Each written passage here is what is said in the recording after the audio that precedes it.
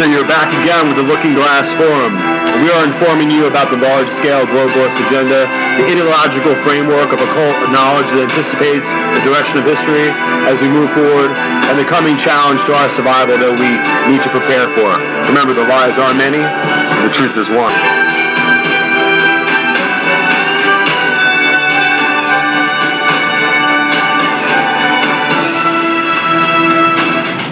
So you're back here again with the Looking Glass Forum. I'm really just engaging back into the kind of prescient issues of our time, the kind of definitive political dilemmas that we're facing.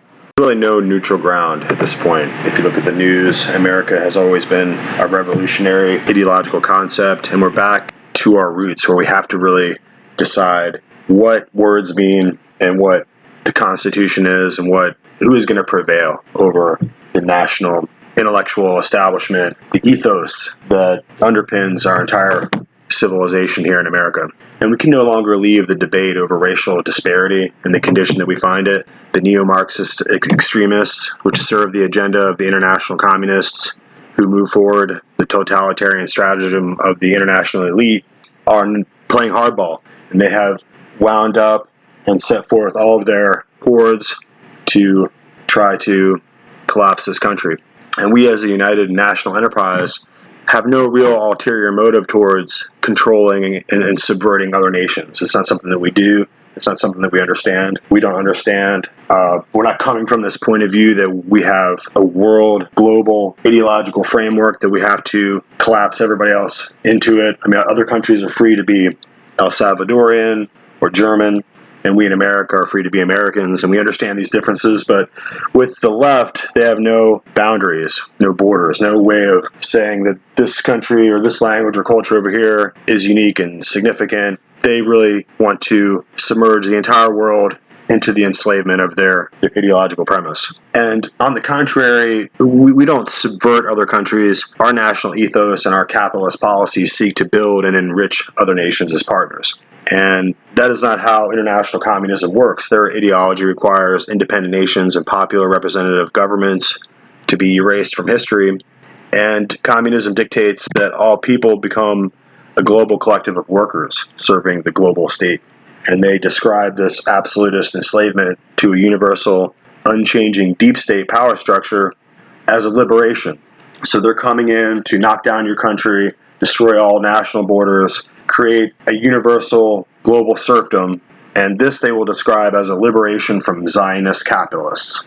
So we're all being enslaved by Zionist capitalists, and these Antifa, Marxist, Black Lives Matter groups are going to come in serving the international communist agenda to liberate us all from so-called Rothschild Zionists who control the world. And in place of these different nations and borders and jurisdictions of courts and legal frameworks that we as a people agree to build up as a country will be, of course, all torn down. And these Rothschild banking Zionists, these are really the targets. These are the shadowy boogeymen who are the targets of Antifa and revolutionary abolitionist movement and the Democrat Party and BLM. We've seen the Democrat Party swing with a wide move towards anti-Semitism lately. So this is going to be pro-Palestinian, anti-Semitic violence, which underpins the BLM Marxists and the Antifa Marxists that we see as the street rabble, who fundamentally oppose the Democratic Republic of the United States of America. So the amalgam of internet-driven anti-Jewish conspiracy theories and the pro-Marxist radicalism of college campus propaganda ultimately is a confluence there. And this political and ideological framework, even though it's based in just conspiracy theories, they're going to really direct their polarized political hatred at the Jewish communities. And they label them as Khazars. So this is a fictitious portrayal of the Jewish people as a false Khazarian race who stole the culture of the real Jews who disappeared long ago. And so this is kind of how you're getting into this falsified history, these false conspiracy theories like this, which attempt to discredit and historically erode the legacy of the Jewish people with pseudo-intellectual revisionist history. And so this kind of propaganda, like those absurd notions we see coming out of Europe that the Holocaust never happened, these ideas were once totally irrational, but those who propagated these viruses knew all along that someday new generations of communist radicals would seize on these lies in order to take up the cause of leftism and atheism. And now the neo-Marxists reject the idea of God altogether and consider the Jewish people to be great conspirators, false Jews who are really Khazars, who faked the Holocaust to take away the land from the Palestinians who are oppressed. And this is the informed intellectual position of these neo-Marxists. And what is really missing from these conspiracy theories? How about Islam? Or how about the incredible political and financial power of the Vatican? What about the dangerous Grand Lodge of Cairo, which is Islamic Freemasonry? They call it the Islamic Brotherhood. You can watch on C-SPAN as admirals and different people discuss the influence of the Islamic Brotherhood. What is that? What's the Grand Lodge of Cairo? And or what about the Jesuit order, who really controls Washington, D.C. at this point? You can't really go to a really good law school unless you go to a Jesuit law school. I mean, what is Hillary Clinton, if not just a graduate from Fordham? So these other forces, which really play no part in the conceptualized and pseudo-intellectual premise of the Marxists, they really leave out key components. And so they're saying that these other forces play no part in the establishment of global government and global empire, but it's really only the Jews who control the world according to these ideological dynamics. And so you can see what really pushes the framework of this anti-Semitism forward. And when you go to these rallies, you can't criticize Islam or Sharia law, because then you're Islamophobic. You get framed and polarized as a Zionist. So we really need to take a closer look at Adolf Hitler, who learned and believed in this book called the Protocols of the Learned Elders of Zion. And this was a dangerous conspiracy theory at the time that accused the Jews. Hitler believed in this casuistry, and so does Antifa today. They are socialists, they are un-American, and they are Jew haters. So let's just get that all straightened out. And as we watch the neo-Marxists, these pro-communists, anti-Semitic, anti-Zionist, pro-Palestinian hate groups move around the country, they're trying to tear down American history of the Civil War, which is really the Democrat history of the Southern Confederacy. And they try to spur on the American populace into this racial war, this polarized environment where people are supposed to be angry about the past and to have a cause to be in conflict with their neighbors and their communities. And these are the kind of justifications we see, that people are looting other people's stores in order to right the wrongs of the past and racism. Of course, these are all idea viruses. These are ideological constructs that motivate people towards a most destructive end. So let's go ahead and we have a little clip here I want to take a listen to. Mark Levin really kind of breaks down the issue here for us. So, major media in this country is pushing the race baiting, pushing racism. And you can see by a number of the guests, the columnists, the op-ed writers, news analysts, you can see on CNN and MSNBC, the miscreants and malcontents they have as contributors for the most part. White privilege, white supremacy. You're now all white supremacists. Did you know this? And it's in your DNA. You can't fix it.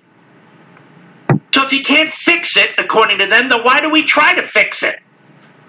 If we're stuck with it, there's nothing we can do about it. Think about how stupid that is. Don't even make sense, these folks on the left. This is all an ideology. An ideology that began really in the 60s, perhaps earlier, but really pushed in the 60s, and half a century later, here we are. The media push it, tenured professors push it, their students push it. Who the hell do you think's in the streets? You got criminals, we know that. Those are the people who've been detained so far, and college graduates or college students. See these Black Lives Matter movements I saw it outside of Washington, D.C. Looked like there were more white people involved in that than black people. Just from an observation, anecdotal. Angry, oh, very angry. because you're white. You're privileged. And you don't agree with Marx. You don't agree in destroying your society and to recreate this brand new paradise, you see. Pol Pot did when he killed 25% of his people in Cambodia. Like Mao did when he killed 60 million of his own people. Like Stalin did when he killed 30 million of his own people. Like Castro did when he killed tens of thousands of his own people. And we can go on and on and on. The people in Cuba are enslaved. Many of the people in Russia are enslaved. Many of the people in China are enslaved. You just don't get to see it. You see the genocide, you see what they do to the Muslims and the Christians and others in China. And that's the movement that Black Lives Matter embraces. Now, one other thing. I know this is a sore subject, but somebody's got to talk about it. So I will. The rise of anti-Semitism in the black community is shocking. Or maybe it's just coming to the fore. Whether it's the Hasidic Jews in Brooklyn who are beaten up regularly, whether it was the riots in LA, 25% of the synagogues defaced, whether it is what certain football players and basketball players have to say about Jews, Black Lives Matter in their mission statement, of course targeting not Iran, not Cuba, not China, but Israel with the BDS movement and their anti-Semitic sloganeering. It's everywhere. It's everywhere. I don't watch ESPN anymore. I'm wondering, do the sportscasters and ESPN and the ex-jocks who are sportscasters now, do they walk off stage when they learn about the Black Lives Matter and their anti-Semitism? I don't think they do. They walk off the set. Well, the mayors, de Blasio, Bowser, and others in these cities paint Black Lives Matter, BLM, on their streets. They embracing the anti-Semites? And you could hear, as we could hear in Washington, Jew-hating comments. I've told you this before. If you hate America, you hate Israel. If you hate Israel, you hate America. It's just the way it goes down, pretty much. How many stories have you seen on ESPN or CNN or MSNBC, and I'll even add my beloved Fox, the anti-Semitism that's taking place? You understand that the man that Joe Biden met today, the father of the man who was shot in Kenosha, Wisconsin, did you read the things that he had to say about Jews, Christians? They're barbaric. But Joe Biden met with him. Why did Joe Biden meet with him? What was the point of meeting with the father? He has the most loathsome statements, most bigoted statements you can imagine about Jews and Christians and white people. Why would Joe Biden talk to or meet with that gentleman? Why? I'll be right back. Mark Levin. All right, so we'll just leave it right there. You can see that we're really getting into the deep water, the deep end of the pool here with a lot of these subject matters. It's cutting down to the cultural bone. And we have to understand that there's people out there who don't have any interest in the Bible or the people that the Bible establishes, namely the Jewish people. They don't have any interest in that. I think that the Democrat Party, being the old Confederacy of the South, he tried to fight for the ownership of slaves and to keep slavery intact in the United States.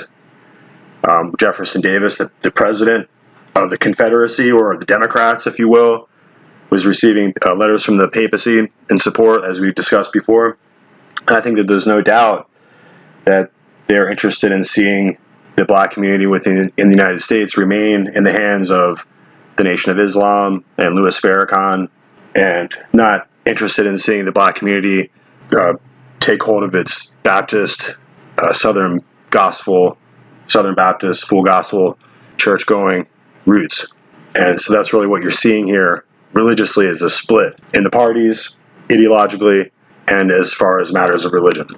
And what's interesting in the political left and the communists in the West here in America find it interesting to try to attach Islam to the leftist credo and try to exacerbate the differences between the ideological and religious beliefs between Muslims and Christians. But if you go to a communist country like China, they have the entire Muslim population of Uyghurs there totally enslaved in concentration camps where they're virtually not allowed to leave. They're economically enslaved, and then they're taken to re-education camps where they're taught to no longer be Muslims. And we here in the West find that to be completely horrifying. That you could have your religion systematically deleted in subsequent generations, and by a totally controlling, autocratic state apparatus that just selects you out to wean you and your following generations, or perhaps just to kill you off and to have you fixed so that you couldn't even reproduce any more children or carry on any kind of religious family traditions. These are the kind of horrors that a communist state brings about. And yet here in the United States, the left, the neo-Marxists, pretend as if they're the protectors of Islam and the Palestinians. So their whole ideological perspective is quite cynical, and they're really willing to do whatever it takes to destroy this national enterprise here in America. So as we're going forward here, I need to establish the nexus between the anti-Semitic kind of hyper-propaganda that's kind of developed over time. You see it a lot in journalists, the New York Times, the Washington Post, other places. The entire Democratic Party at this point is being kind of subsumed by this anti-Semitic subculture that derives all of its wild theories from different historical revisionist aspects, like the college textbooks, the Howard Zinn, am I saying that right? The Zinnification of history that tries to paint these broad kind of dualistic parallels between right and left paradigms. So it really ultimately becomes a network for leftist propaganda that gives you this sense of global aspiration, global liberation that comes with the idea of collapsing all nations into a one world order, which is really what communism is. And we can see that going back to the Illuminati. If we go back to the 1700s, you can see that they all wanted to destroy all national states and just have one universal empire. So it's really just back to Babel, back to the Tower of Babel. They really wanted to make a universal, singular kingdom. Ultimately, that would fall apart, and the world would break into pieces and nations, Egyptians, Babylonians, different cultures. But that wasn't the original intent. So we go into occult doctrine, we're seeing that move towards globalization again in the United Nations, and it's understood, even though there's different terms, socialism, Marxism, communism, globalism. These are different words, but they all really mean the same thing. So you have to understand that even though they're operating out of different kind of compartments and different areas within academia, within different departments and disciplines, they're trying to use their scientific discipline or their area of expertise in order to move forward an age-old agenda. So in order to understand that, we need to I'm going back to the propaganda of the Nazis, and this is a really interesting article here from Oxford Academic, and it's entitled "Believing in Inner Truth: The Protocols of the Learned Elders of Zion in Nazi Propaganda, 1933 to 1945. This is by Randall L. Bitwork, Holocaust and Genocide Studies, Volume 29, Issue 2, pages 212 to 229. This is fall 2015. In the abstract, we can read here, although most leading Nazis realized that the Protocols of the Learned Elders of Zion was a spurious document, they found it useful in promoting belief in the international Jewish conspiracy of which they were already convinced. Authorship and other details were irrelevant, they averred, if the book expressed inner truth. So we'll go on with the article. The Protocols of the Learned Elders of Zion is a forgery of remarkable attraction for anti-Semites. Its astonishing contents also draw the attention of those who find it absurd and repellent, and who sometimes take it more seriously than the anti-Semites do. Norman Cohen's Warrant for Genocide, The Myth of the Jewish World, World Conspiracy, Wide Conspiracy, and the Protocols of the Learned Elders of Zion suggest that it had been a great influence over Nazism. The Volkenschule Beobachter invoked them constantly, while Julius Streichert's weekly Dear Sturmer alternated between elaborations of the protocols and lurid stories of German maidens raped by Jews and German children ritually murdered. Influential early students of Nazism, such as Hermann Reichning and Konrad Hayden, who published during the Nazi era, believed that it had had an enormous impact on Hitler, and their often unfounded statements continue to be influential today. This is an enormous literature on the persecution of Jews during the Third Reich. A few books focus on propaganda, and little on the literature discusses the use of the protocols in the propaganda. This article examines the role of the protocols from Hitler's takeover in 1933 to the end of the war. Its review, its distribution, its employment at various levels of the propaganda system at specific times, discuss why it appeared so rarely in Nazi propaganda, and conclude with an observation on analogous uses of the protocols today. Hitler and Goebbels. What did the top Nazi leadership think? Although Hitler and Goebbels were believers in the international Jewish conspiracy, neither believed that its existence depended on the protocols of the Learned Elders of Zion being what it claimed to be. On April 10th, 1924, the young Goebbels, Joseph Goebbels, wrote in his diary, "I believe that the protocols of the Learned Elders of Zion is a forgery, that it is not because the worldview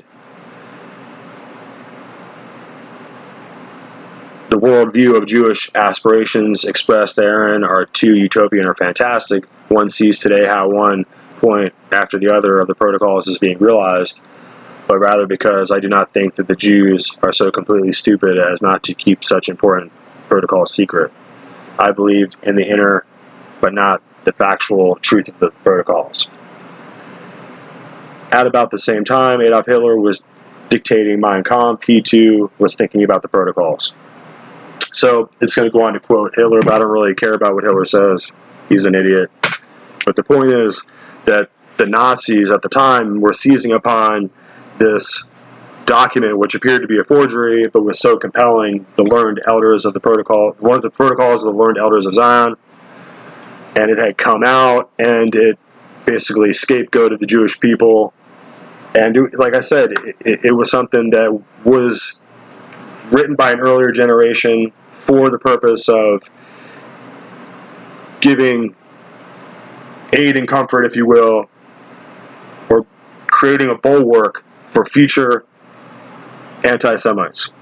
And future anti-Semites like Goebbels and Hitler here seized on it and used it, and the people believed it, and they caused the people to hate the Jews and to partake in this persecution against them. So we're looking at Oxford Press here. These people who are literature and literary academics can't ignore this, and this is what the article is all about. So you have to learn to understand that Antifa and these leftists and BLM, these neo-Marxists on the streets who are trying to cause these racial dilemmas to create this conflagration between peoples who are one people in one nation in America, finding a reason for Americans to fight one another over historical grievances of the past, is really what these fascists, they're called anti-fascists, but criminals can go around and commit crimes with a hat on that says anti-criminal, and you have to understand that there's an intellectual war taking place. This is an info war, and it's a psychological test of our ability to survive, and it represents a challenge to our survival as a country, to understand that we are one people, and that these agents of controversy among us are there really to create a disturbance of the peace, if you will, and the tranquility of our society, and ultimately to create a dilemma where none exists. And then you can see like how Biden is coming out, the neo-Confederate, the Democrat here, who was friends with the KKK, the Klansmen. This guy, Joe Biden, comes out and says that Trump should stop stirring up all the violence. So they've created this huge catastrophe on the left through Obama and through his agents, and using the criminal culture, the urban hip-hop drug culture that influences the young people, makes them want to go out and shoot each other over $200 sneakers, has been easily cobbled into a pseudo-revolutionary kind of psychological operation, and they're cannon fodder ultimately. And you can see that as the Trump administration is finding ways around using federalization of the police and the Insurrection Act, and the ways of avoiding that Insurrection Act, and using different policing tactics in order to take these groups apart. That's what you're going to see. And ultimately, they were able to find that guy who shot the Patriot Prayer guy out there. They found him and had a shootout with him. They were able to find him because he was there at the time. Because he had a phone. Everywhere you go with your phone is leaving a record of everywhere you were every minute of the day. Even if you put it on block, if you take that doesn't matter what you do, your phone is going to tell them where you were at a given time. And when they were able to find the 5 or 10 different phones in the area, they were able to find out just by social networking and social media who this person was within hours. So you guys need to be aware that their network of surveillance is asymmetrical and it's ubiquitous, using metadata, using cameras, using people's phones, using devices, using the collective information. These Antifa idiots want to go out there and make sure that they flag themselves on the internet. And so, everything is wide open. There's no way to be anywhere, any given time, without the NSA and the federal apparatus knowing about it. So it's just given. Even Peter Strzok, they talk about the text with his lover. This is an FBI guy, and he wasn't able to hide his affair while he was secretly going about to take down the newly elected president of the United States. So all these records, going back years, all of our records, are totally open for the public, for anyone to find it. And that's what we're going to see here in the future, as this percolates up to our understanding, and people start to realize that all of our records are that privacy is really a thing of the past. I want to go back to pointing out that the left and the neo-Marxist, neo-communists in America today have no problem trying to find ways to pit people against each other based on their religion or their race. But if you go to a place that's ultimately a totalitarian communist state like China, the Chinese Communist Party, you can see that they round people up based on their race and their religion. So we have these Uyghurs who are basically being deleted out of existence by the slow campaign of annihilation in these camps, and their entire religion and culture and history is being, instead of studied by National Geographic, it's being stomped out of existence by the hobnail boot of the Chinese police state. So that's really what it is. So let's listen to another interesting clip here that we have. The last episode of War College, and it's the Great Power Competition segment with Matthew Kroenig, August 26th, and let's listen to a little bit of that. A subsistence economy to a middle-income economy, where China is now, if you look at GDP per capita, going from that middle-income economy to an advanced industrial economy like the U.S., Germany, Japan, is harder. And so we'll see if China can pull it off. But in terms of the conditions of the Chinese people, it is an autocratic state, and the Chinese Communist Party does engage in gross human rights abuses. And so you mentioned the Uyghurs and Xinjiang. So this is a Muslim minority group in Western China. China has had some terrorist attacks coming from this group, some stabbings in train stations and things like that. But now China is essentially engaged in ethnic cleansing. They have between 1 million and 2 million of these people in prison camps, and they're sterilizing women, reports of forced abortion, and so they're really doing their best to eliminate this Muslim group from China altogether. Usually references to Nazi Germany are way overblown, but in this case, the Chinese Communist Party is doing their best to make it relevant. It's really an egregious case of ethnic cleansing. This is something I get pushback from some of my friends on the political left about, and I would just encourage anyone that kind of has that point of view to not look at Western sources, but literally look at the media that the Chinese state produces about the camps and about the Uyghurs. Look at what China is telling itself, and I think that in itself will be very telling. Is it too strong to call it a cultural genocide, at least? I mean, genocide's such a loaded word, but it does seem like people are having their culture taken apart. If people are being sterilized, and that's, not a cultural genocide, that's potentially an actual genocide. All right, so I think we'll stop it right there. I think that that's really going to make the point here and articulate really what we're talking about. There's a really, in this thrust for total control and domination of the globe by the neo-Marxists who are really being funded by the international elite to topple popular government, to destroy democratic institutions, and just ultimately to just throw the American citizenry and the people of America on bonfire of their new world system that they're trying to put in place through the United Nations. Even the Democrats are talking about having United Nations troops come in and to settle the problems between the different parties here in the United States. So if we have civil strife and a civil war, will the United Nations try to come in and to quell the people? And that's what we're really ultimately dealing with here. We have to realize that the campaign for world communism is going to wind up with us all in these camps that the Uyghurs have found themselves in. And it's the same thing what happened when Stalin and Hitler worked together. Stalin built these huge camps, and then ultimately Hitler went and invaded areas in Poland and took over the camps that Stalin built and used them against like camps like Auschwitz. Several of those camps were built by Stalin, and Hitler came in and took them over, and his troops used them for their own purposes. But it was really just one plan, and the plan was to exterminate and annihilate the Jews. And so we're really seeing that come back again, that anti-Semitism is on the rise again, as these Antifa groups who are here to destroy our economic system, destroy our country, destroy our institutions and our history, and ultimately to free Palestine. And Linda Sarsour and the whole crowd shows you that with CARE and all of them lining up on the left shows you that they're here to have a great jihad against the Protestant biblical institutions here in America that allow for freedom of thought, freedom of conscience, freedom of the voter to own property. These are not things that historically Islam or papal inquisitions and kingdoms that were set up by the Pope, they were ultimately going to reduce us all to serfdom and slavery. Ultimately, the Pope and Islam were constituent partners within keeping the transatlantic slave trade in place for many, many centuries, as we've seen in previous episodes. So these establishment of facts over time, the accumulation of knowledge, will really give you the power that you need to understand the fight that you're in, so that you can know where you stand when all these different political gray areas make it hard to know where you're really coming from and what it is that you really believe. And ultimately, I think that the Roman Church would like to be the universal monolithic archetype for Christianity.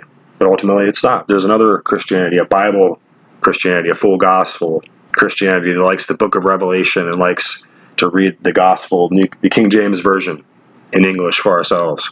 And ultimately, the priestcraft of Rome likes to hand out their communion wafers, give the address, and do the ritual of Rome through their appointed priests. And that's how you receive religion. And over here in the Protestant faith, we receive religion when we read our Bible and seek the Lord, and He gives us direction as the priest and the king of our own home.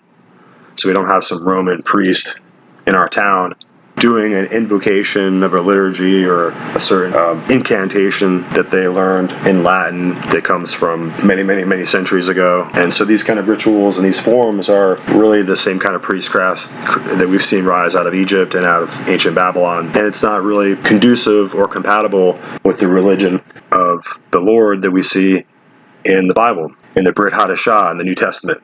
So there's a lot more room for learning. And these kind of, when you learn, it's like when a plant receives sunlight, you grow, and you start to grow out of the box or out of the shadow that you've been in, and you begin to learn this new information. You shouldn't be threatened by it, but you should learn to recognize that you can free your mind.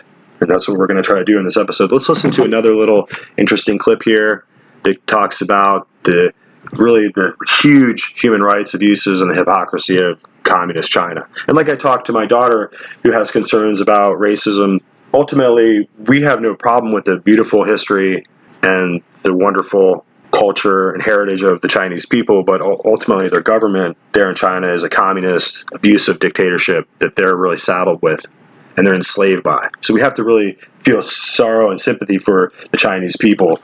As soon as their government is destroyed and they're able to have freely freely held popular institutions and elections in their country, they will become a great nation. So it's really ultimately communism that we really need to defeat. So let's listen to this clip here. All right, lots of stuff to get to. Also, my friend Mike Opelka was at the White House last night. You know Mike.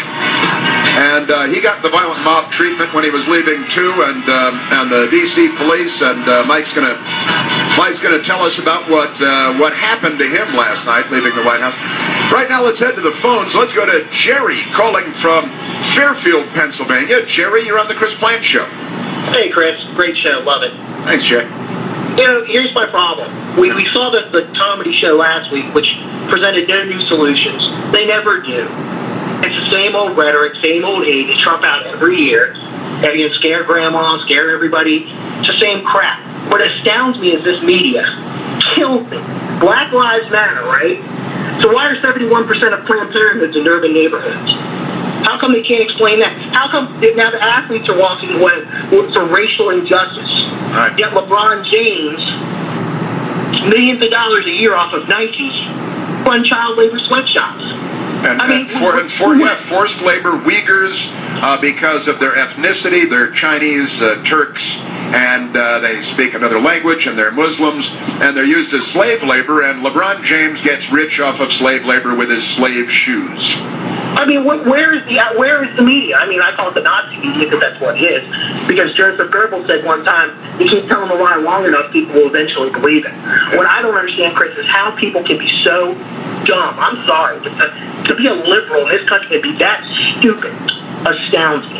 Yeah, I mean, look, I think it's a pretty clear decision on Election Day. You're with the mob burning and looting. Or, President Trump's tweets. It's you decide, his tweets hurt my feelings. Okay, well, I hope your business wasn't burned to the ground. I mean, again, Jerry, the businesses are boarding up in Washington, D.C. again. Because, well, a couple of things. The 57th anniversary today of the Martin Luther King March on Washington. But the left is a violent criminal mob in the street. We know that between Antifa and Black Lives Matter and the rest. And then there's Election Day coming up. So the businesses are going to board up through Election Day because they know that the Democratic Party is completely, violently, criminally out of control.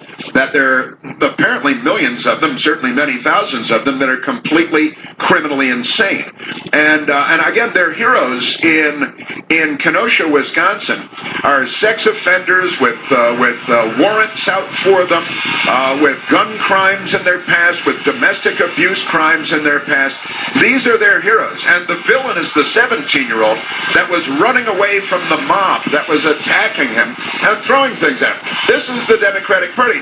So you can see there really how the political dialectic is really splitting up. And it becomes clear that we're getting more into this area of psychological duality of the black and white, this kind of supplanted confrontationalism that we have to have being superimposed within our culture. And you can see that it's really coming out of academia. Once again, the whole idea of Marxism, which really came from Hegel, which goes back to the French Revolution and back to the effects of the Illuminati coming out of Germany. And of course, they would collapse a couple of monarchs this way. The monarchy in France was destroyed through this sudden political popular upheaval, and it was performed through the Jacobins, who were a group who had a falsely Jewish name, so that it was done in the name of the Jews to presuppose this idea that there was a Jewish conspiracy in the background. But if we look into the history of it, we can see that there was Illuminati agents operating within the lodges there. And as we're looking at this kind of Jacobinism coming out, this supplanting of anti-Semitic ideology into future combatants, so future people that are going to be taken within your ideology, within, Hegelianism or Marxism, or ultimately communism itself, would be this outgrowing attempt to cause a cataclysm between all authority. So all employees and employers, all citizens and all aspects of government, between the police and the people on the street, at all levels, you're trying to create precursors that will bring about a social cataclysm. And so that's what you're seeing within the Illuminati. And in today's day and age, we have these actors within state government, city council, in the federal government, within the judiciary, within big tech, who are all proponents of this neo-fascistic communist takeover, and they're operating together. And you can see it in Hollywood and in media, and it creates this ubiquitous sense of change. And these radical organizers that, like the Black Lives Matter movement, who can see that that's really just the extension of the politics of Obama. And so this leftism that's taken over the Democratic Party doesn't really have any connection with the Confederacy that tried to keep slavery. So the old slave masters have now become the anti-racist Marxists and communists who are going to overturn our entire government and return us all into slavery. So that's kind of what we're dealing with. It's an ultimate ideological landmine. So these are ideological suicide bombers that have come in to just create a catastrophe, even in their own town, their own streets, between their own neighbors. So let's listen to this other clip here. This is an interesting take that we have here on geopolitics and empire on August 26th. Let's take a listen. Health groups, and imagine if 50,000 Facebook mods were actually out there trying to talk to people, as opposed to just going around banning everybody. Like, what would actually be making the world a better place? I would totally agree, and we've seen that in the past examples of nonviolent civil action from Martin Luther King and Gandhi, and so on. And speaking of ideological extremism, I did want to get your thoughts briefly on what you see happening in the U.S. This breakdown of society and order, and this push by this radical, I don't know what you call it, Jacobin left-wing movement at the moment that is using cancel culture to on-person individuals, organizations, as well as literally burning down businesses and entire cities. It seems to be working in some aspects with big tech and online censorship. So what do you make of the riots we're witnessing from Portland to Wisconsin, and the threat that this movement poses in leading to a violent political conclusion in America? I think that it's really terrifying, and to be honest, I do feel like it is connected to what has been going on major social networks. It is the radicalization. They have been fueling the radicalization in politics, and even people who are Republicans and Democrats at this point, I would argue, have almost become radicalized. So, family members can't have conversations anymore. They are disowning each other. No one wants to talk. Everyone is so emotional. There's no room for any freedom to disagree and, just love each other and have compassion for people who have other ideas. That's out the window. And so we're seeing this manifestation of toxic online culture in the real world. Things are getting violent. And I just feel like there's a little bit of a tone deafness happening. Like, I saw this article out of The Intercept a couple days ago where, and it was talking about how all these far left accounts had been taken down from YouTube or Facebook because of the Antifa, and maybe it was related to violence or something around those lines. And they were just acting like surprised and acting as if their violence was more justified than the Nazi violence. And far right extremists have had this number of deaths and far left have only had this number of deaths. And even if that number is true, which it may be, there may be more far right, recent far right associated murders. I haven't dug into that, but I'm willing to accept that that's possible. Murder is murder. So, and there's no such, getting into this whole justified murder scenario where, our murder is good murder, our riots are good riots. I think that that's not the place that we want to be. we all want to be on the nonviolent train.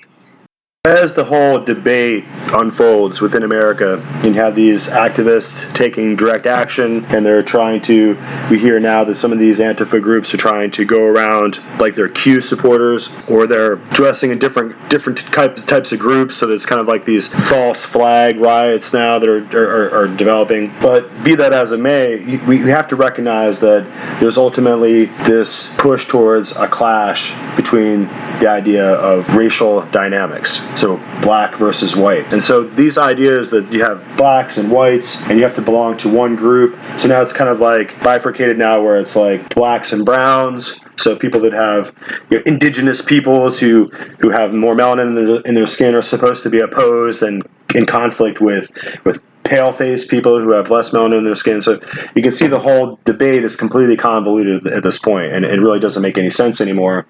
Because, like we said before, these racial stereotypes are really incongruent. And so you can have people that look one way, and they don't fit into the stereotypical mold that these political agitators are trying to foist us into.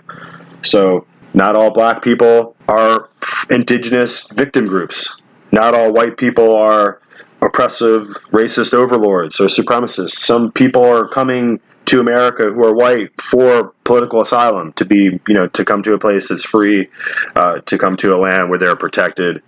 And that's true for all people. It doesn't matter what kind of melanin they have in their skin. So these kind of antiquated racial dynamics from the 1800s that are being foisted on us from the Confederate Democrat Party, who's being controlled by Marxists. And of course, Marx, with his racism, if you go back to the 1700s and try to figure out, what Marx was writing about, it's pulling us back into the psychopathology of previous centuries and the delusional, self-loathing racist dynamics that are kind of coming to the top of academia now are really hitching us into the past. So as we move forward and we try to do a trip to Mars, and we try to be the first in space to go to Mars, and we try to develop technical strategies for space so that the killer robots and satellites that the Russians are putting into orbit won't take out our ability to keep ourselves safe here in America. As we're moving into the future and we're moving into a 5G technology era, these ideas of racial stereotypology, if you will, no longer fit our intellectual understanding. So people have been in this country for a long time and come from all different backgrounds, from South America, from Europe, or from all over the world. And we've all become friends. We've all become a community. We've all intermarried and have kids who have all different kinds of ancestry and different racial and ethnic backgrounds. And that is what America is all about. We are one people. And so this core of this ideology of Marxism tries to tear us apart along those lines, and they're failing. But it is painful, and we have to have this kind of debate. So let's listen to something that Brian Kilmeade was talking about. And when Brian Kilmeade starts to talk about it, then that really it's at the top of the food chain as far as political and social discourse. So let's have a listen. A policeman in 1950 is different than 2020. We know that. It doesn't mean bad or good. It means different. So then you could have a comprehensive look. We all don't have to be against each other. And in the end, it's Antifa and these militant groups who hate this country who will be isolated.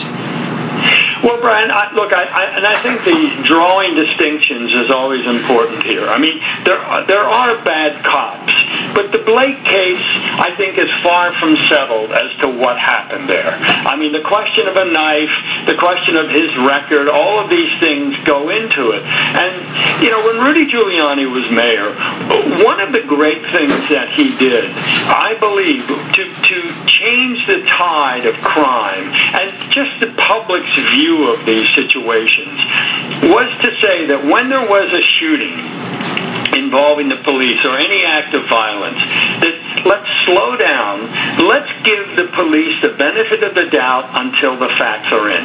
This rush to condemn the cops is to me a stereotyping that we all abhor stereotypes, apparently, except when it comes to the cops.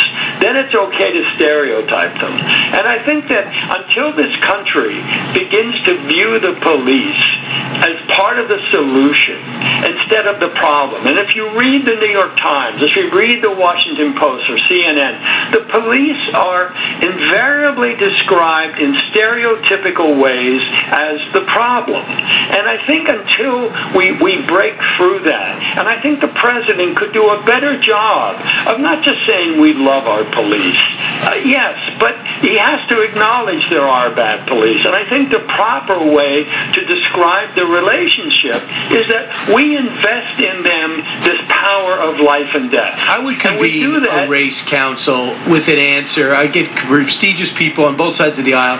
Let's talk about racial justice in this country and come up with some type of conclusion at the end of it. Give them a few months, almost a think tank, almost a Simpson Bowles-like committee, and see what we can work on to make the country, if not its actual, perceived to be unequal. Let's try to make it better.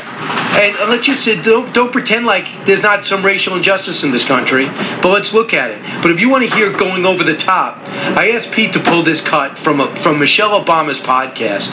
Let's listen together. Cut 38. I can tell you a number of stories like that when I've been completely incognito during the 8 years in the White House, walking the dogs on the canal. People will come up and pet my dogs, but will not look me in the eye. They don't know it's me. And what white folks don't understand, it's like that is so telling of how white America views people who are not like them. We don't exist. I don't know really? I've never seen that in my life. Someone pet a dog without acknowledging that someone's walking the dog?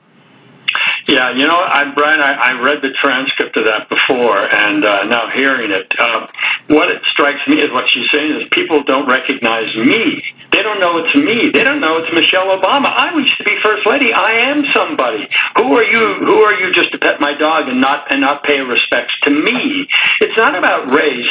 She's now become, in her own mind, especially entitled. I mean, I find it shocking that she would even be so unself-aware as to say something like that. People pet my dog. They don't look at me and say, "Oh, hello, Mr. White Man. How are you? Are you happy today?" I mean, what is she talking about? What kind of fantasy world is she living in? And she feels so entitled to be treated as someone special. She talked about people cutting in front of her. Oh, yeah, you want to hear that? Let's listen to that. McDonald's. Cut 30. Yeah, actually, it wasn't McDonald's. Sake. Let's listen. Cut 37. We were stopping to get ice cream. There was a line, and once again, when I'm just a black woman, I noticed that white people don't even see me. So I'm standing there with two little black girls, another black female adult. They're in soccer uniforms, and a white woman cuts right in front of us to order. Like she didn't even see us. Girl behind the counter almost took her order. And I had to stand up and I said, "Excuse me?" I said, "You don't see us people standing right here? You just jumped in line?" She didn't apologize. She never looked me in my eye. She didn't know it was me. All she saw was a black person or a group of black people, or maybe she didn't even see that because we were that invisible. Okay, you know what? I don't know what it's like to be a black woman. I have never experienced or seen that. I know there's people that jump in line, they don't even realize where the line starts, and at a soccer game, the worst thing you could ever do is get between the kid and the parent, especially when there's a line for ice cream after the game, because that's what they live for. Brian, it's striking how she only sees race. That's all she sees, a white woman, right? She doesn't know anything. Did she notice anything about the woman other than the color of her skin? Maybe the woman was on the phone. Maybe the woman was distraught. But she has broken the world down into white and black, and white people don't treat black people, at least her, with the respect and the adulation that she believes she's entitled to. That, I think, is the most troubling thing. And it's trivial. She has had such a privileged life. And for her to act this way, I think is so dispiriting to people who are trying to solve real problems. But for her, it's all about skin color. And I think that is what has happened to the Democratic Party. They have become so racially obsessed, so they fetishize race. And this idea that all of America is racist, all of white America is racist, that's the fundamental issue. That's what, when they say systemic racism, that is what they mean. They mean it's part of white America's DNA. Now, they limit it to white America, as though non-whites can't have any racial bigotry of consequence. But in fact, it is such a, again, dispiriting description of the nation that it's really unfixable. It's unfixable to say that white America's DNA is corrupted by racism. There's nothing can be done about that. And so I think that that's why this kind of talk is just a dead end. It's a dead end spiritually, it's a dead end politically, and it can only lead to conflict and eternal grievance. And that's why I think the Obamas have failed as unifying leaders in this country. Yeah. This is who Michelle Obama is.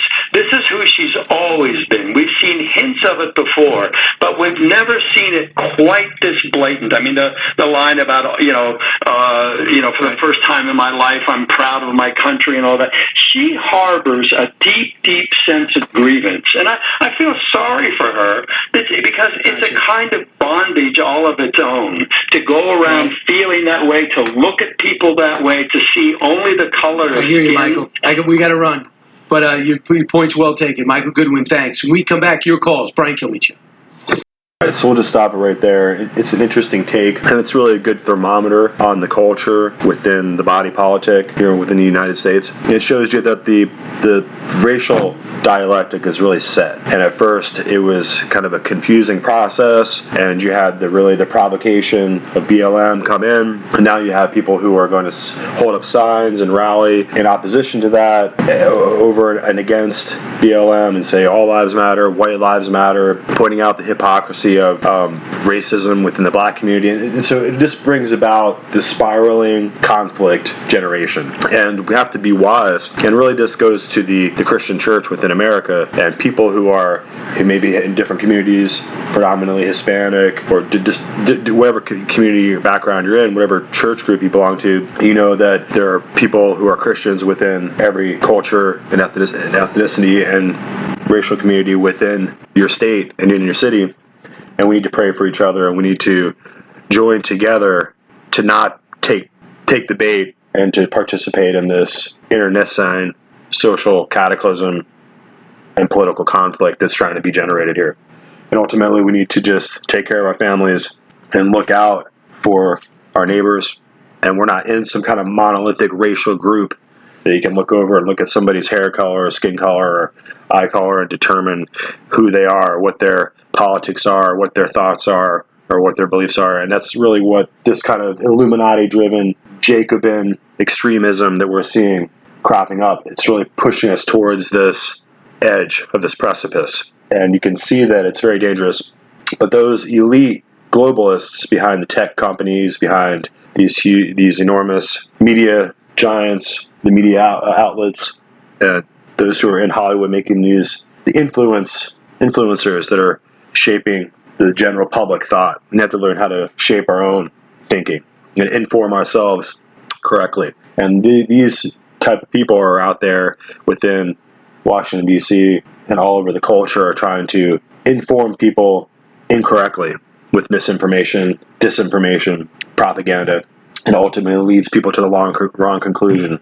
And it energizes negative violence. It energizes people to start looting and destroying their own communities. And those businesses are built up over time, and they don't come back easily. And so then the jobs go. And then the different people who are trying to rent homes, they sell and they leave. And all of a sudden, all the people that had money within the community are going to leave. And it leaves just the crackheads, and it leaves the drug peddlers, leaves the street rabble, and it leaves the community in impoverishment. And that's really what the communists are trying to get at. They're really pushing forward this criminal culture, gun violence, illicit drug use. All this is part and parcel to their ambitions of deflating the American culture morally through demoralization and through the process of imbibing the different areas in the community and the different neighborhoods with hatred against one another. And we saw this early on, this kind of conflict generation in the 80s and 90s between the Crips and the Bloods within the black community, as the different groups would vie against one another and try to kill each other in order to have control of the drug trafficked into their communities. So you wanted to have the direct line into selling heroin and crack and cocaine and drugs into your community, to your neighbors. You had to clear the way. So this conflict between the Crips and the Bloods, as idiomatic and emblematic of the whole idea of how the power structure handles its enemies. It gets them to shoot each other and sell drugs to one another, and to wear different colors and have these gangs are being generated not naturally within the community, but they're being generated by secret societies.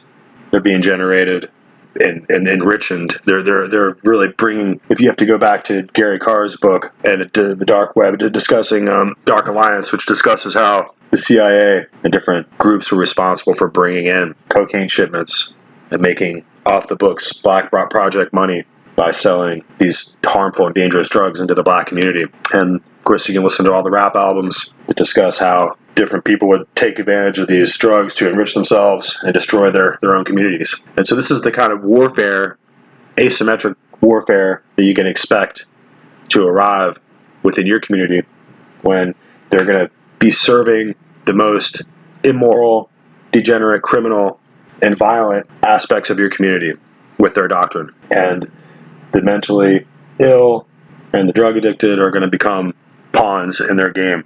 And so this whole urban subculture, criminal culture, this ideology of violence, this murder cult that is just wiping out generations of young black men across the country can be blamed.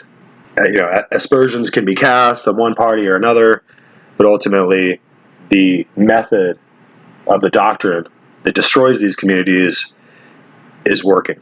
And it is a Confederate, anti-black system of destruction that's destroying the black community.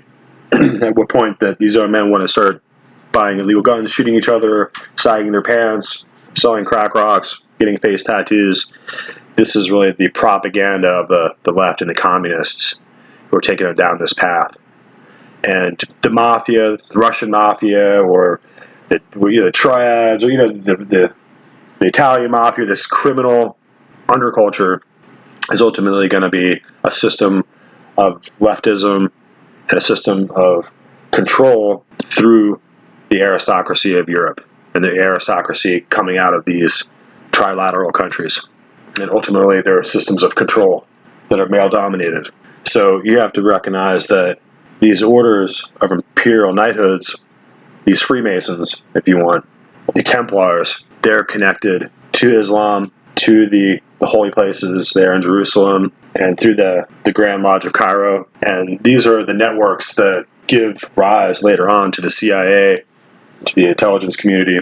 These are ancient networks that have been in place for a long time. So we in America are really an upstart. We're a country that dared to be multicultural, to be multiracial. And these are terms that the left tries to take on as its own, but the left has never been multiracial or multicultural. It's been there to be authoritarian and to enslave mankind, but we here in America have created a political liberty, a freedom under the law, a protection, of equal protection under the law for everyone. And that's something that these neo-fascists, these neo-communists, are not going to rest until they destroy. And it'll be destroyed in their name, but the actors behind these Antifa, racist groups, these anti-racist groups, BLM, what have you, the people that are financing and motivating these factors are behind the scenes. And we need to get down to the nitty-gritty. We need to discover who it is that's motivating and funding these neo-Marxist tactics. So let's listen to a little bit more of Mark Levin here as he discusses the destructive, insidious, divisive racial propaganda that we're hearing coming from these neo-Marxists. Commission to take down offensive monuments, like the Jefferson Memorial and the Washington Monument, or our dead bodies, for God's sakes. First of all, the idiots, those are federal lands and federal monuments. Still want to give statehood to Washington, D.C.? Hell no. It's the District of Columbia. It's right there in the Constitution. They hate our Constitution because it was written by slaves. And yet they love Marx, whose ideology is the responsibility for the murder of 100 million human beings and the enslavement of hundreds of millions more. This apparently doesn't bother them. Not in the least. So they want to surrender freedom to a nation that's made enormous progress. It's a diverse nation where There's significant interracial marriage. People get along if they're left alone. Politicians and mobsters. They want to trade what we have today. Talking about slavery, they want to trade what we have today. The slavery and mass murder of Marxism. Some of these idiots, multimillionaires, even billionaires, as a result of their own freedom.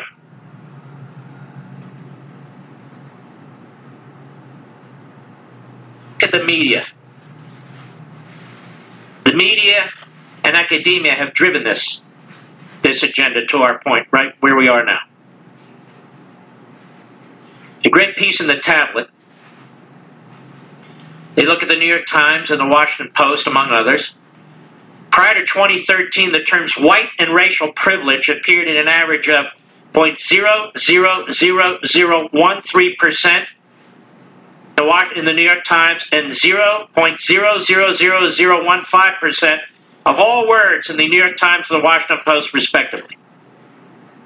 Between 2013 and 2019, these average frequencies grew by an astounding 1,200% in the New York Times and 1,500% in the Washington Post. Meanwhile, the frequency at which privilege shared the same lexical space as terms like white, color, and skin reach a record high.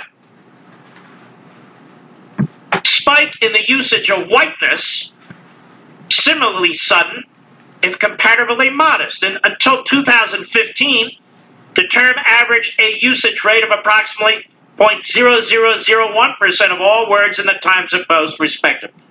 Since 2015, however, its frequency has ranged from, and they give numbers, in other words, significantly. An average yearly increase of roughly 500% in the Times and 360% in the Washington Post.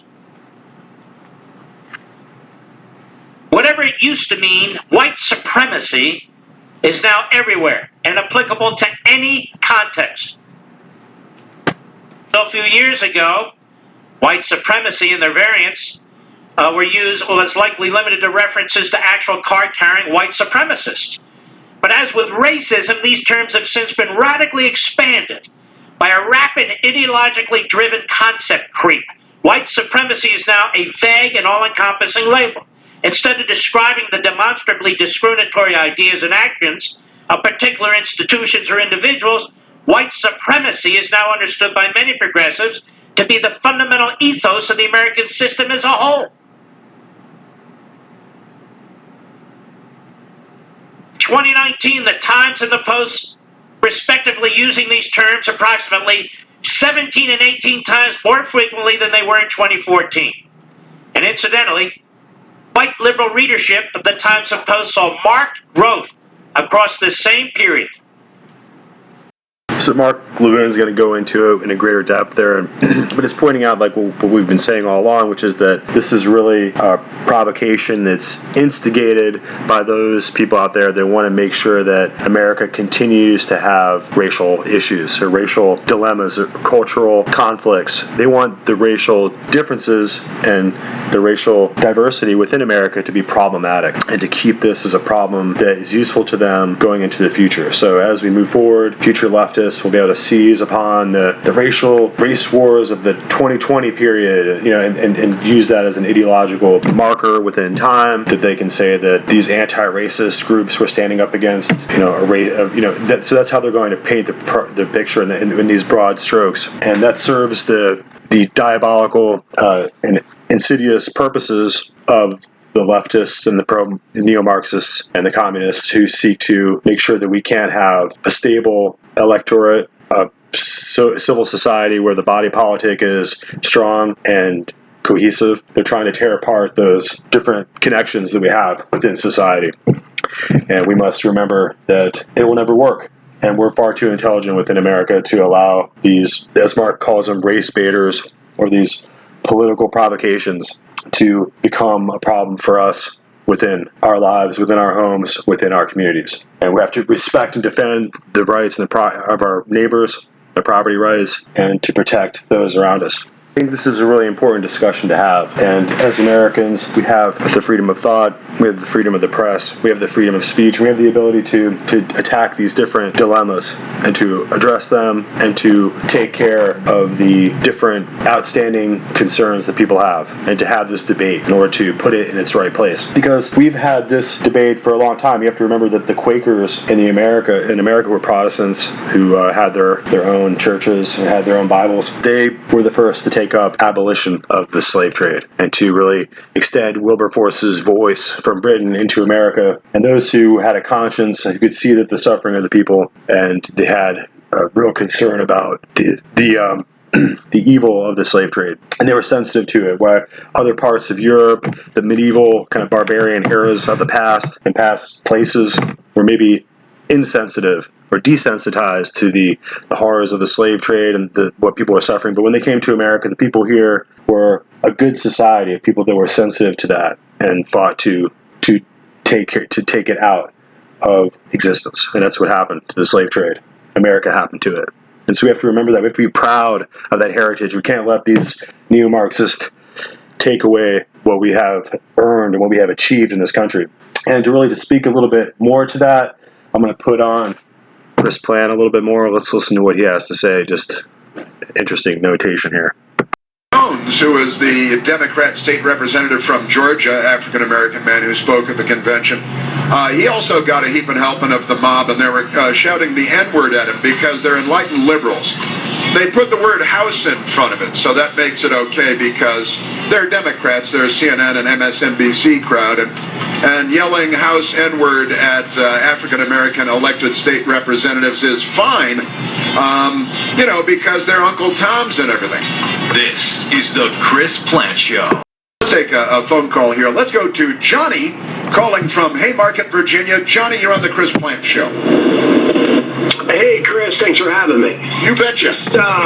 Wanted to share, I lived in Moscow from 98 to 99. I worked with this Christian athletic group called Athletes in Action. Uh-huh. And when I was over there, this is in regards to the paid violent protesters. Yeah. So when I was over there, I met a guy named Pasha, and he ran kind of like an underground karate club and weightlifting. So I was training with him and found out that this was literally his job. He would get a phone call. He would be directed how many guys he was supposed to bring and to what degree, what level of disturbance it was supposed to be. Was it a gathering of signs, or is it very violent, burning stuff, breaking stuff, whatever? And literally that was his job. He would wait for a phone call. It was like anarchist on hire type of deal, which was bizarre because he was very good friends with the director of this ministry over there in Moscow. Ended up being in a Bible study with him and trying to help this guy out down there. It was kind of a crazy friendship. I don't think a lot of Americans realize this is very real over under communist, socialism, whatever. And I think we might think we're better than that, but we're not. And I think we're seeing a lot of that here now and hearing about paid protesters in these violent areas. Yeah, one of the guys shot in Kenosha is a member of the Socialist Revolutionary Party in Milwaukee, and I think it was the one with the gun, with the pistol, who got shot in the arm. I believe that's right. And he is also a convicted criminal with a criminal past, as all three of the men that were shot there. All three of them had criminal past. The man who was shot by the police also has a criminal past. And this is like Barack Obama launched 1,000 community organizers, and Black Lives Matter and Antifa, and we had these Black Lives Matter people at the White House, and you can't say they weren't organizing. They were committing violence, and they went and met with Obama, and then the violence kind of subsided. It is an industry. There's no doubt about it, Johnny. That's and right. the left sees this as a career path. I mean, they really do. Well, it is. I mean, over there, just some other people I rub shoulders with. I mean, literally, we're killers. I mean, it's crazy. Different parts of the world where there are hired assassins and whatever there, but that's just very right. Again, I think in our bubble in America, we think, well, this doesn't exist. But when you look at this disturbance and disrupt, does it help somebody? And to think that nobody or no party would really do it, you're living with your head in the freaking sand. It's being done. Yeah. These people have to get there somehow, put food on the table somehow. There's definitely money being paid to put people out there protesting and burning and savaging places. Yeah, well, and they make frozen water bottles to use as weapons to hurl at the police and at other people. In where was it? In Kenosha, they used a bottle filled with concrete and broke the jaw of a 71-year-old man who was trying to protect a business where he works, and they knocked him unconscious on the sidewalk, and then they torched the business. And the news media doesn't cover this stuff, and when they do, they tell you that it's Trump's fault and it's mostly peaceful. And that is a real problem, a very, very real problem. That's right. And you look at the strategy of it, too. I think one strategy is destruction, but the other one is they're waiting for a response. And so as soon as police come out and start bashing some heads, that's right. Well, then it's like, oh my gosh, look at all these people, and then that's all on video. And look, that's right. They're cracking these innocent, peaceful protesters. That's right. I mean, there's all the art of war strategy. It's all behind this. It's well played out, well thought of. Yep. Once you get past that first layer of makeup that's put on politics. That's right. And who's their candidate this year? The mob in the street. Who's their candidate? Yeah, well, that's right. Well, you got Biden by here is 47 years, and they all know these tactics. And I say you're seeing more of this violent socialist, again, rules for radicals being played out here in America more and more. And it's not even trying to hide it so much anymore, which is a little, which is revealing, I guess. It is very, very revealing. Johnny, God bless you. Thank you for the call. Thank you very much. I appreciate you, Chris. See you, bye. Thanks. Bye-bye. There is an amazing story today in the mix here in the state of Virginia, the Commonwealth of Virginia. The Democrats in the state Senate there just passed a bill making it less legally cumbersome to violently assault police officers and judges. This is pretty amazing Democrat Party stuff. A controversial bill is moving, and they have Coon Man, the Democrat Klansman, as the governor. And he's a baby killer, too. He's the pediatric baby killer. Set the living baby aside and kill it later. That's Coon Man's approach. Controversial bill is he'll sign it, moving forward during the current Virginia General Assembly special session. The Virginia Senate passed 21-15 completely along party lines. Passed Senate Bill 5032, which will allow an assault against law enforcement officers as a misdemeanor if the person attacked is not hurt. See, you got to really do a job, because otherwise it eliminates the mandatory minimum term of confinement for an assault and battery committed against a judge, against a magistrate, against a law enforcement officer, against a correctional officer, a person directly involved with care, treatment, or supervision of inmates, a firefighter or volunteer firefighter. See, they're making it more legal and more appealing to violently attack judges, magistrates, police officers, firefighters, EMTs. They're reducing the penalty for that. At this moment in history, the Democrats in we could really continue on with that and carry on the conversation with that. It's very interesting. Chris Plant, definitely check him out. Now, this is going to really be the end of the episode. We have other things in the works. I'm trying to finish part 2 of our connection between the rise of Islam and the early Roman Catholic clerics and the Augustinian order primarily. And we have other things coming in the works too, so I hope you stick by the Looking Glass Forum and work with us here. I'd like to hear your reviews, your insights, any thoughts you might have. And if you would like to get on the show to have a discussion, we would love that. Please give us an email. Thanks. Have a great day.